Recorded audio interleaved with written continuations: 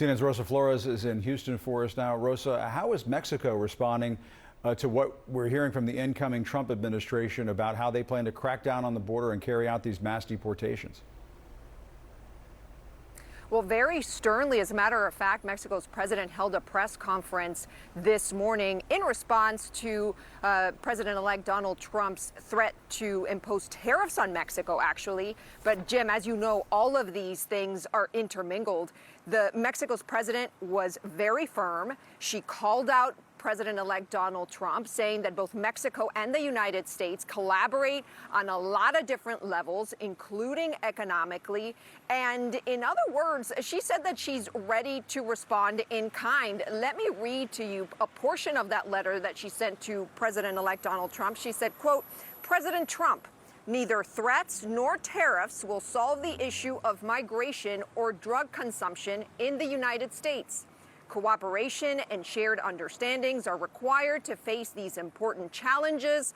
Imposing one tariff would mean another comes in response." I'm going to read that one more time because these are very important words from Mexico's president. Imposing one tariff would mean another comes in response, continuing like this until we put shared companies at risk.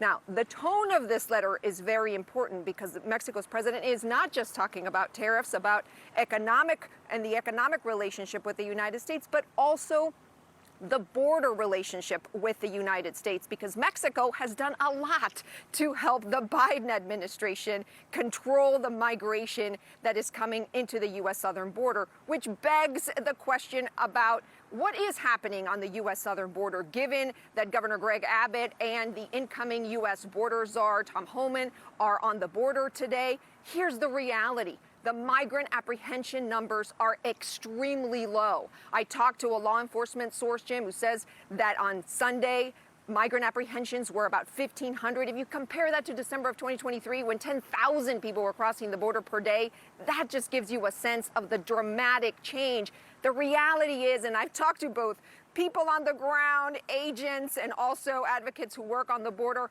they say it is very quiet right now, very low, despite what you're hearing from Governor Greg Abbott and the incoming border czar, Tom Homan. Back to you. All right, Rosa Flores, important context. Thank you very much. What do Americans want in terms of what were their top priorities for Trump? This is according to CBS News YouGov poll that came out. Their highest priority is lower prices. 79% of Americans want lower prices. Just 26% say put tariffs on imports. So his strategy here can undercut what voters want him to do. Sure, but this, threatening tariffs, particularly against Mexico and other Central American countries, was basically the central pillar of his diplomatic approach to migration when it came to this region. So yes, while those economic concerns are true, the president-elect he does gravitate towards immigration and migration as his primary issue. This is one of his basically go-to steps when it comes to his approach for these nations. The other thing that's not being talked about as much is sort of Mexico's response to this as well.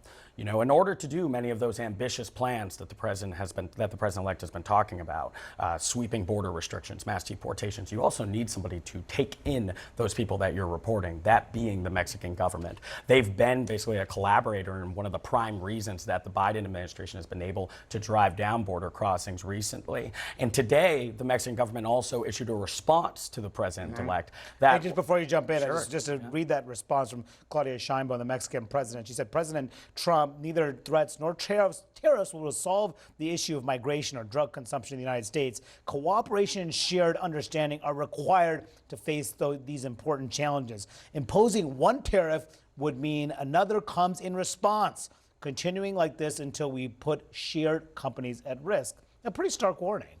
It is a stark warning, and I think that statement comes from a sentiment that I would hear often in Mexico as well while reporting there, and that's that there are officials in the Mexican government that also feel as if they have some leverage, with this administration. We often talk about this as, the president-elect Trump, issues threat to Mexico and has these immigration demands. Well, Mexico also knows that, the U.S. needs Mexico in terms of many of these plans when it comes to the border. And that was one of the more sort of direct statements I've heard. But it was something that I think you often hear privately that's now made its way to the public when it comes Manu, to can I say just a quick word on China? Sure. China is a little bit different than Mexico and Canada. Obviously, those two are the biggest trading partners or close allies. But with China, Trump really has used tariffs as a means. He talks about fentanyl quite a bit and kind of uses that as the punitive measure. But really, he's trying to force them into a position where he can get them to negotiate better trade deals. He says that they take advantage of the U.S. And so that's been his tactic all along. And it was very controversial under the first Trump administration. But the Biden administration, when they came in, they did a review and decided not to reverse a lot of those tariffs. And so actually, both parties have come quite a long way since the first Trump administration when it comes to China in particular. It is much more controversial for countries like Mexico and Canada. But with China, there's a little bit more tolerance from both parties for actions like this, and I think you're going to see that even moving forward. One thing, though, has been, Trump has had a shifting ideology on a lot of issues over the years, shall we say, to put it mildly, on some issues in particular. Tariffs has been different. This is Trump from 24 years ago. There are a lot of things I'd do if I were elected, but one thing I do definitely is stop other countries from ripping off the United States. They are ripping us like we've never been ripped before. If you look at Japan, if you look at China, where we lose $100 billion a year with China, and they do nothing to help us with potentially our biggest problem of all, and that's going to be North Korea. So I would start right at that point. And at the time, Trump was actually flirting with the presidential run, possibly alongside Minnesota Governor Jesse Ventura on the Reform Party ticket. A lot has changed, but not Trump on tariffs. Well, you have to think, too, he probably is a businessman and in getting merchandise from China, has some experience with it, clearly felt like he wasn't getting the deal that he deserved.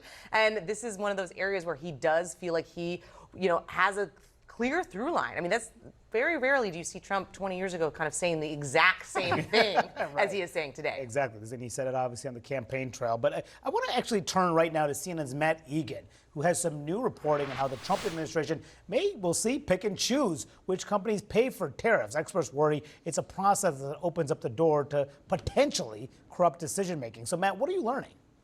Well, Manu, there is a system in place for U.S. companies trying to avoid paying tariffs, especially on China.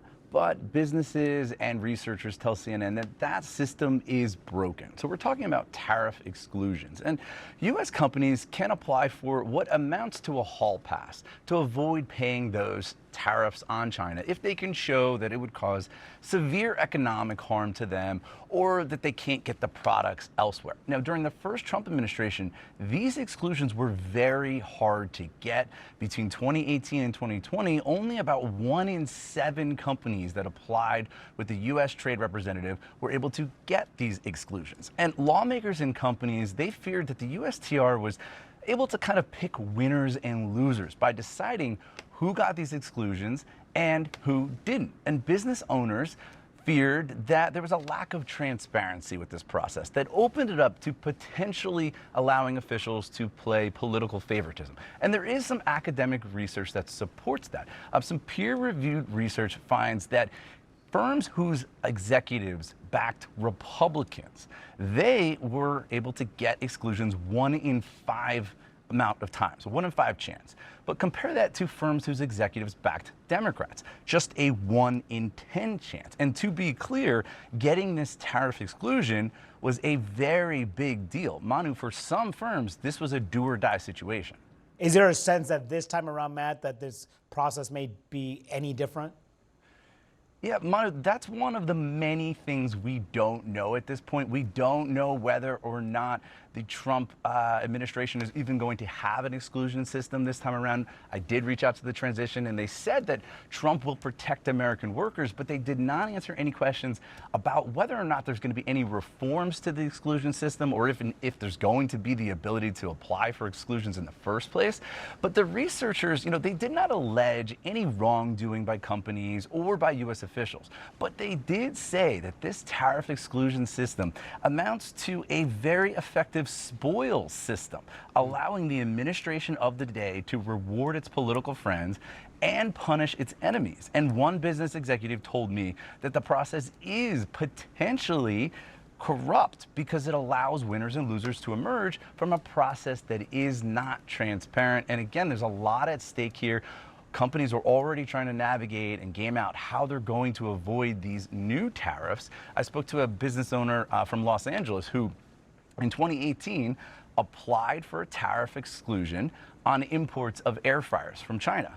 And like many other people, that exclusion was denied. And he said his company was on the up and up, and this totally halted their growth, dead in their tracks. And this business owner, he rejected the argument from Trump that China is the one that pays these tariffs. He told me, and I'm going to abbreviate in case my kids are watching here, he said, bro, that is BS.